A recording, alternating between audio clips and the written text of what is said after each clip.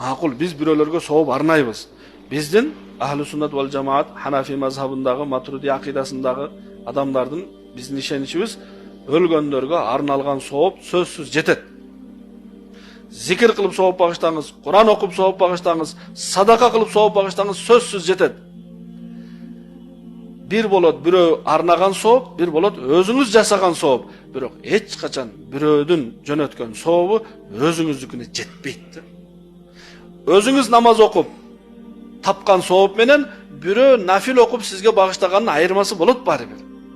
Кандай эле өзүңүз тапкан акча менен бирөө белек берген, бирөө сизге баары бир бай кылып сала турган деңгээлде бербейт да белекти. Биз өлгөндөн кийин артыбыздан арналган сооптор алхамдулилла өтө керек, өтө пайдалуу. Бирок өзүбүз жасап кеткен ал башкача. Ошондуктан бул хадисте, бул окуяда пайгамбарыбыз саллаллаху алейхи ва саллям бизге эскертип койду. Албетте бир тууганың ардагы көп болсун, байлыгың ардагы болсун, бирок эң керектүүсү, эң пайдалуусу бул салих амалдар, аны унутпагыла деген эскертүү.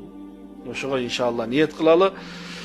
Байлыгыбыз дагы бизге соо алып келе турган болсун, бир туугандарыбыз менен мамилебиз дагы соо алып келе турган болсун. Ал эми сооп иштерде эсе биз сооп ишке дүйнөгө канчалык ач көздүк менен амал жасасак, мамиле жасасак, соопко ошончолук ач көздүк менен мамиле жасашыбыз керек да. Дүйнөгө тойбогондой, соопко да тойбой тургандай. Сахабалар кандай эле? Таң атканча намаз менен өткөрөт эле. Таң атканча рүкү менен өткөрөт эле. Аллаху акбар. Бир жолу ошондой кылып көрдүкпү? Таң атканча намаз окуйм.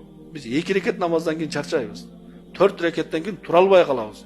6 рекет окугандан кийин турбай эле коебуз да. Каякта таң атканча?